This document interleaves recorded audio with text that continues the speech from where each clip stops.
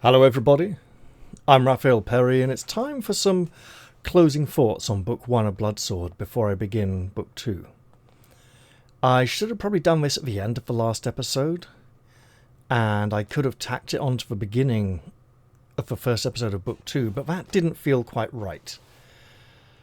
So I'm just going to do that here now, and then I'll be getting on to Book 2 in a day or two. Obviously, I've been enjoying Fabled Lands as well, and I'll be playing more of that soon. So, as the first book of the series, Book 1 is a bit weak narratively. Alright? We have some heroes, and we have a dungeon with monsters in it, and some challenges, puzzles, various encounters.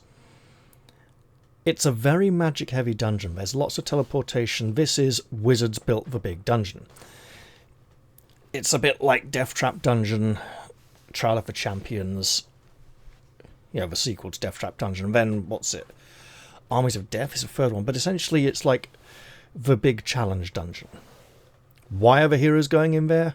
For the challenge.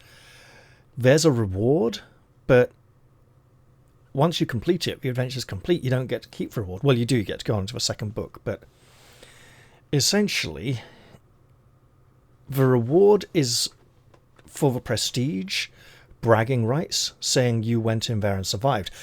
In fact, the barbarians even say they went into Death Trap Dungeon and completed that. Or at least brag about how easy Death Trap Dungeon was. Doesn't mean they're telling the truth. And we'll get to them in a little bit.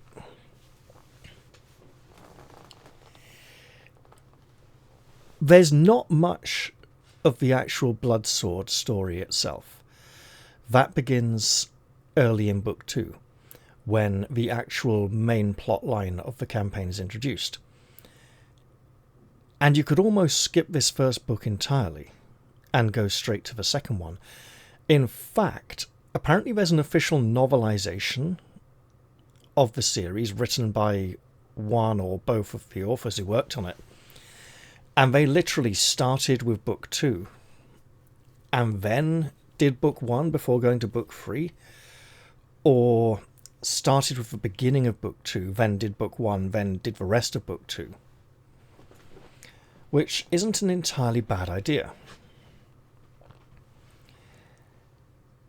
So while Book 1 doesn't really establish the main storyline of the campaign at all, it establishes the heroes as a group of characters who are going to be part of this campaign. And it establishes some of the campaign world. It also establishes the Magi of Krarth as powerful master-type figures.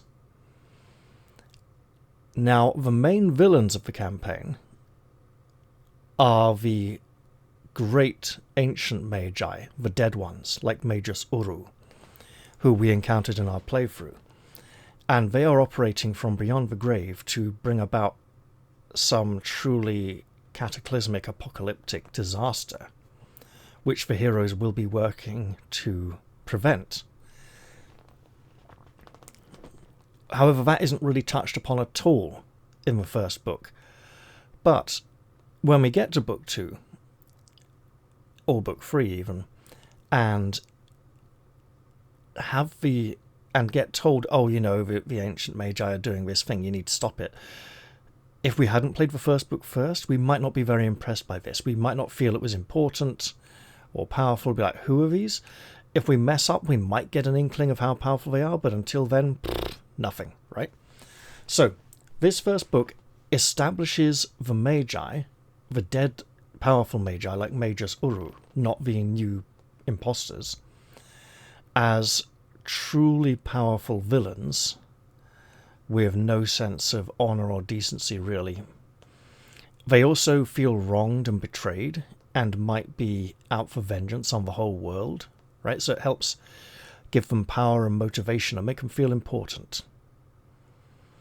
It also introduces us to Icon the Ungodly, who appears later in the series as a returning villain.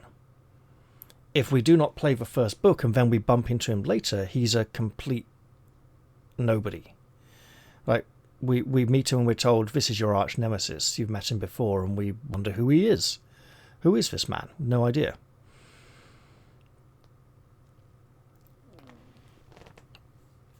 The dungeon itself is...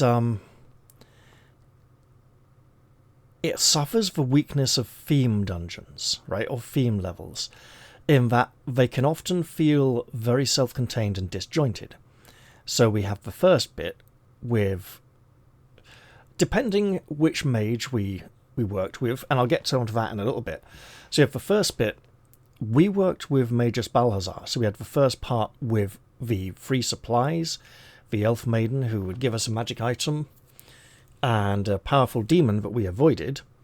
The second portion with the barbarians, which everyone gets to. And in all fairness, the barbarians are a nice, fun, roaming encounter. And this adventure does roaming encounters very well. By which I mean encounters that move around the map.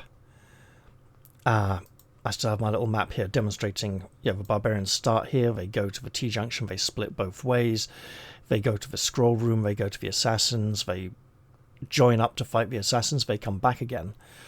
Or, if we come from this direction, they come running this way to fight us, and there's a whole load of areas off here they can chase us into. If we get beaten here and run away, they can pursue us, and we can fight in numerous locations. It is a roaming encounter that moves around the map. And the book encourages us to keep track of enemy health in case they catch up with us when we're running away and we have to fight them again. Because otherwise they'd be at full health again, and that would be mysterious, which is something other game books did not do at this time. You would just encounter the same foe again with whatever health level you were given in the next fight. And most of the time, you wouldn't fight them again, they'd just catch you and kill you or something if you were caught trying to escape. There is another roaming encounter. If we attempted to choose Magus Vile as our patron, we would go and wait outside his tower until dark, and then he would send assassins to attack the heroes. If the players began to have a hard time fighting the assassins, they could flee into the tower of Magus Vile, where the assassins would chase them. There, they could find Magus Vile, the vampire, resting in his lair, and he would rise and fight them. And if they were being chased by the assassins, I think the assassins might join in that fight, I can't remember. If they didn't find his lair, the heroes could flee up the stairs to the roof of the tower, where the assassins would climb up the sides of the tower to attack the roof. And I think Magus Vile, the vampire, may attack with the assassins on the roof, as opposed to individually on his lair. So the assassins are another roaming encounter that can be met at different locations within a set place. Whereas here we have the barbarians who can be in all over the place here and even a little bit over there. The assassins are outside the tower, top of the tower, possibly inside the tower as well, possibly inside the tower with the vampire. There's different combinations. And the the chase sequences running away from the assassins or the barbarian are very well logically structured, with opportunities to... Well, you can't really escape the assassins if you flee into the tower very easily. I think if you flee into the tower, don't go to the roof, there might be a way to get outside and escape them, but I can't remember for certain. The barbarians, there is one way to escape them just. There's also dead ends you can get stuck in. You can literally end up getting chased by the barbarians into this assassin room. You run in, the assassins attack you, then the barbarians arrive a few rounds later, and they all start fighting each other, and it becomes a massive free-for-all. These are all very well structured by the authors. The story of the first book, it isn't really the strongest point. The dungeon feels a bit weak and disjointed as well. What it does do is a good job of introducing the game rules, introducing your characters to the world and making them feel like they've been through a very challenging ordeal. And then, of course, there's the matter of Skrymir, the giant. Scrymia the Giant is a very powerful foe that the heroes can end up fighting. First things first, on every map in the book, and you can have 3 variations of the Scrymia fight, at least, he is the same size as the heroes. That is to say, he's 15 feet tall, and each square on the map is large enough to hold a giant creature like Scrymia, or some other giants type and large monsters we can encounter later on in the series. I feel that to get a sense of scale, it might make sense if he took up multiple squares and was a truly large, imposing foe. Now, Scrymia is a very hostile creature. Once he awakes, if you interrupt him and say, "Hey, come on, how about a bit of gratitude? Don't kill me. I put you back together." His gratitude is attacking you. If you don't, and you take the Emblem of Victory, he teleports up with you to the Magi and batters them to pieces while you run away and escape with your life, but no experience points for completing the adventure. Unless you get the 35 points each for defeating Nebularon the demon earlier on. It's not a very satisfying ending, but it's a very dramatic one. What I like about Scrymia the Giant is that you are forced, optionally, because you just might not go take the heart and skull from Magus Uru, right? So you can have the option of trying to collect all his parts, but if you aren't working for Magus Uru, the tree with all the severed heads where his limbs are resting is a very dangerous encounter. Lots of psychic damage, I think, and it's possible the party can die right there. Damn, I should have talked about Icon the Ungodly. Oh, well, I'll get back to that in a bit. So I like the fact that you gather your nemesis piece by piece. Well, Icon the Ungodly is the true nemesis, but you gather your mighty foe piece by piece and bear him to the field of battle, where you must then construct him before you can fight. That, for the time this is written, was pretty innovative. The idea that you're not just going to fight this mighty foe there, but you get the knowledge of what you're going to be fighting as you pick him up piece by piece and are impressed by the size of this mighty sheer monster that you are going to have to build and assemble yourself, like he's made out of Lego or Meccano or something. And he is a mighty foe. I mean, let's talk about this. He has 9 fighting prowess. So he's going to be hitting a lot, even if you're defending. And a psychic ability of 9, which means he's going to resist almost all spells. He deals 4d6 damage, but if we added the spiked gauntlet to his body, he would go up to 5d6 plus 6 damage. He has an awareness of 8, which puts him on par with our trickster. He has 55 endurance. However, if we imbued him with the ice jewel, he would gain 15 more, taking up to a shocking 70 endurance. Fortunately, we could not give him the ice jewel and the spiked gauntlet. It would be one or the other, or none at all. And an armor rating of 3, meaning he will be able to shrug off many attacks. Now, this fight can be done with a party of 4 rank 2 heroes. However, it needs you to get 2 or 3 hits in with Blutgetranker, the giant slaying sword. And while the trickster can wield it, you really need the warrior to be wielding it for that extra point of fighting prowess this early on. Since the giant randomizes his targets, you really need the trickster to be attacking. You need to use the quick thinking, and you need to get as many hits in the first round or 2. Then you need lots of tactical defending. The sage can shoot arrows, And he can literally kill with a single hit anyone that he hits quite comfortably. You need the Enchantress or Enchanter hurling in spells. It is an epic battle, and one the giant is probably going to win, especially if you gave him the Ice Jewel or the Spiked Gauntlet. It can be done, because I've done it years ago, but it's really, really difficult. And honestly, the best way to defeat this encounter is to use the Sliver of Callium, as I did in my playthrough. However, obtaining that involves facing Echidna in her lair, and she is a pretty potent foe as well. What is her damage? It is 129? Yeah.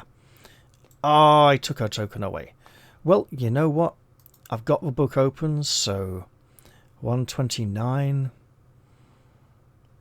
Her damage is a mere 2 dice plus 2, which is about what Icon the Ungodly does as well.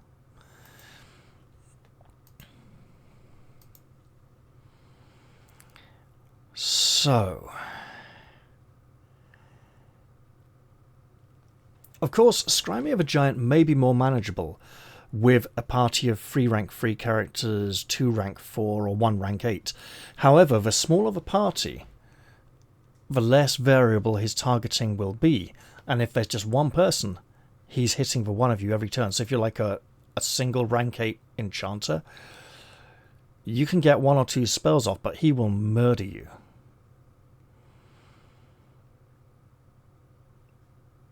We should also talk about Icon the Ungodly briefly as well. There is only one part of this playthrough that I had to play record multiple times. Right? Took a few takes. And that was the time when we met Icon the Ungodly before the fight with him. There's a few reasons for this. First reason is, the first 3 times I tried to record it, I started doing my Darkest Dungeon introduction and had to stop and start again because I realised it was the wrong game. I haven't recorded Darkest Dungeon in a while, but clearly it's been weighing heavily on my mind, and I probably should. Yeah, that'd be fun, right? Get back into that again. Next up, the thing with Icon the Ungodly, of course, is that we had wounded party members. And if we have wounded party members, he casts the Mists of Death, which is a psychic spell that we would need to attempt to resist. Now, we have a psychic ability of 6, 6, 7, and 8, or 7 if the enchanter or enchantress has spells prepared, or even lower. If she had like 3 spells prepared, she'd have a psychic ability of 5, right?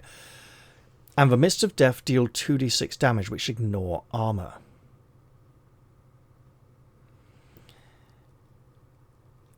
The first time I recorded the introduction to Icon the Ungodly, Brother Kern died to the Mists of Death. Straight up dead. The second time, Sir Alwyn took so much damage from a Mist of Death that when Icon the Ungodly would get in his free stab at the start of a fight, it would kill him. The third time that I recorded it is the time you all got to watch. This is the only time heroes died during the playthrough, except for the time when Brother Kern got taken out of action by Echidna, which would have been a death under the old rules without the new optional rules. And did he also get beaten up by Icon the Ungodly just towards the end of that fight? I can't remember. So, it's a very challenging adventure for a party of 4 rank 2 characters.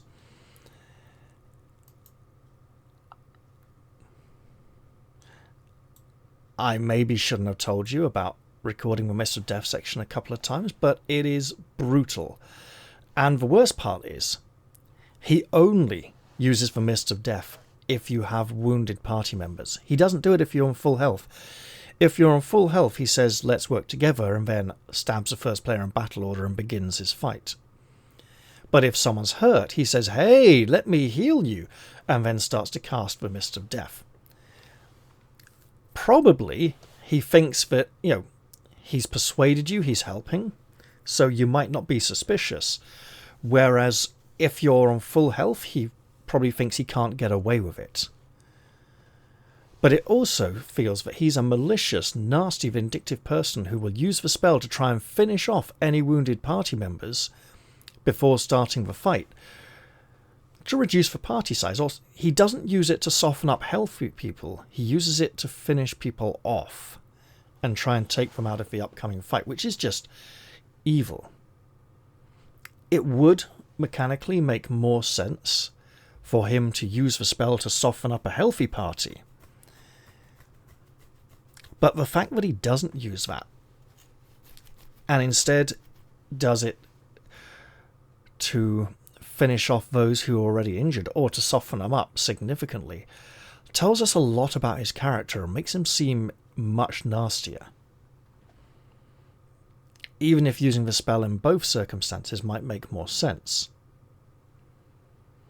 So I think he uses the fact that we're wounded to gain our trust to cast the spell. He is a returning villain, we will see him again. That's about it for most of my thoughts of this book. There is a little glossary section in the back, which I may have considered referring to during the playthrough. It's just a few pages. Let's go through it now, right? The Battlepits is the name of a large underground complex of tunnels and chambers located beneath the plains of Krarth.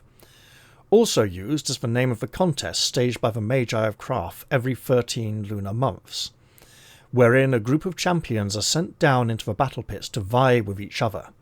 The aim of the contest is to get through a succession of magical opponents and problems to the Emblem of Victory. The Magi bet among themselves on the outcome, of course, and sometimes a magus will intervene covertly to assist as champions or hinder the progress of those sponsored by a rival. Indeed, just Magus Balthazar uses the opal medallions to contact us and give us clues, something that Magus Callaghan does not do. In fact, Magus Callaghan gives us a cursed scroll that summons us into the dimension of a demon that attempts to kill us. And we have to defeat it to escape that location. He also tries to steal our weapons and send us into the dungeon in a bad situation because he isn't bothered about winning. He's just a mean, vindictive, nasty person who wants to see us suffer for his own amusement. The Blasting. The demon-spawned disaster in which Spite, QV, was laid to ruin and the true Magi were killed. After this holocaust, which lasted for 3 days and nights, Spite was left isolated by a deep chasm which many believe goes right down to the fires of hell. This may be a recurring theme. We may learn more about the Blasting and Spite later on in the series. I should also mention every 13 lunar months, there are 13 full moons in a year in this world. So ironically, that's a way of saying once a year, but it makes it seem more arcane and archaic and the kind of way the Magi of Krarth might measure things. The Cauldron is the name by which peasants and travellers know the deep gorge surrounding the ruins of Spite. Steam rises in sulphurous clouds from this, thickening in the chill air so that the ruins are rarely visible. The only way across is by flying, as the cauldron is too wide even for spells such as immediate deliverance. The Coradian, or Coradian. I think Coradian sounds a bit better. The sea around whose shores are located the richest ports and cities of the world. Also used as a collective adjective for the countries of the true faith. Algandi, Shobret, Kurland, the new Selentine Empire, Selentine, Asmoli, and Emphidor surrounding this sea. Krarth, a large country in the far north of legend, divided into several dozen separate states, each of which is ruled over by a magus. It is divided from the civilized lands around the Coradian Sea by a deep rift valley which cuts through the Krarthian continent from eastern to western shore. A cold, inhospitable country full of ancient and xenophobic traditions, Krarth is avoided by most merchants from the southern lands. It does feel that it would have been nice to include a little bit more of this information in the main story itself, and it would have helped establish and build the world and make it feel more three-dimensional. There were hints and elements of this. The the Alcat Pathfinder games, they have like a linked thing. So like when you're playing the game, anything like Battlepits here that comes up becomes a link that you can click on, and it'll bring up this little bit about the Battlepits, right? So the information's there if you want it, but it's not forced upon you. It might be interesting to see that sort of approach taken with this. Maybe in future I might dip into little bits like this if they seem relevant. How would I do that, though? I think at the end of an episode, I'd have to, because it's at the back of the book, I'd have to go look up stuff and then tack it on the beginning of the last episode and say, last time we came across these things, let's talk about those. Legend. The Mortal World, Midgard, or Middle-earth. That's right, Skrymir spoke of Logi instead of Loki. There's another magical sword we could have gained instead of Blutgetranker, which is the invisible sword of Luga Skyrunner, which is exactly what it sounds like. It's very easy to hide, and it's never confiscated when enemies take away weapons.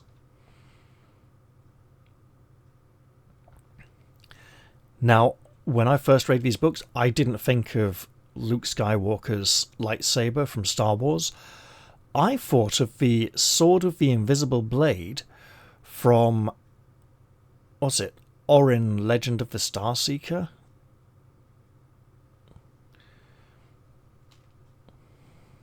No, it's Starseeker, The Legend of Orin, isn't it? A children's animation that I've only seen the first part of. I saw up to the part where he escapes out into the wilderness and gets captured by the spider things in their net, and they're taunting and poking at him. So I saw the whole thing on the evil base with the guards with guns and the nasty villain who strangles the woman to death. Apparently the end of it gets kind of rubbish, and there's like a robot in a mountain who's the one who's pretending to be a god, but it starts with like a wizard appears, turns into a sword, falls over, and then the blade, the blade of the sword disappears and the sword hilt falls down as if the sword blade still exists, rather than just dropping down to the ground on the spot. And the hero takes it and finds that the sword blade is there but invisible, so he's able to disguise it as just a thing that he's carrying around. Anyway, where were we? The Magi, the Lords of Krarth. There are some 30 Magi, each essentially a local despot with absolute dominion over his territories. Since the country cannot support a standing army of any side, disputes are settled by means of the battle pit contests, QV, and sometimes by assassination. We did indeed see an assassination attempt on Magus Balthazar, which we mercifully thwarted. Silentium, the capital of the old Selentine Empire, which took... Cause it's like Byzantium, right? So, Byzantine, Selentine, yes. The capital of the old Selentine Empire, which once took in most of the Western world. After the fall of the old empire several hundred years ago, Silentium has risen to a new importance as the centre of the true faith.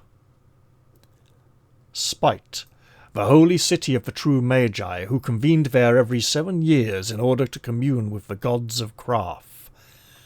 Today it stands in ruin atop a pinnacle of rock in the midst of a vast rift in the earth, known as the Cauldron. So we might actually... Wait, isn't Book 5 called The Walls of Spite, or The Walls of the City of Spite, or something? Yeah, I think that might be where we're going for our final confrontations. The true faith is the principal religion of modern legend, and the true Magi were the original rulers of Krarth, wizards of unimaginable power who were all slain in the blasting of Spite centuries ago. The present Magi are for the most part the descendants of seneschals or apprentices who seized power in the ensuing confusion. And there we go. Right. Going forwards, the storyline's going to pick up a lot in Book 2. It's going to intensify, it's going to gain meaning. And even more so in Book 3. I've never played Books 4 or 5. And I've only played Book 2 once, many years ago. Played Book 3 a lot, many years ago, and Book 1 a fair few times, many years ago. Nowhere near as much as Book 3, though. So Book 2 is going to be challenging. I'll be starting it soon, but not quite yet. I think I'll get a few more Fabled Land episodes in first. Additionally, I got hold of Crown Wars, and I sat down, and after I'd recorded a Fabled Lands episode and taken a short break, I played Crown Wars for about an hour and a half, and discovered I'd turned off my recording software in the background after playing Fabled Lands and forgotten to turn it on again. So I literally didn't record it. Pressed record, talked about what I was doing and everything for an hour and a half, had a great time, pressed stop recording, closed the game down and realised I hadn't actually been recording anything. So, bummy arsehole bum poo. I'll do that again sometime soon, because I think it's quite enjoyable in its own way. Right, so I think that about wraps it up for Book 1. I will be going into Book 2. Oh, right, yeah. When I start Book 2, I'm not going to read all the gameplay rules again, because we saw that at the beginning of Book 1. I will note any important changes, such as the fact that the Trickster won't have the quick action ability anymore. It does not exist after Book 1, and in the reprint of Book 1, it has been removed for series consistency. I used it in Book 1 because, bloody hell, some of the fights would be really hard about it. The major boss fights.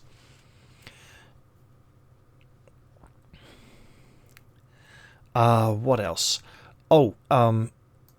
Characters who survive Book 1 do get their quivers of arrows refilled, and they get their health restored, and they gain 60 gold pieces that they didn't have in Book 1 as part of their reward. They've spent the rest on, lavish luxuries, right? Okay, well, yeah, that ends it for this video, and I mean it this time.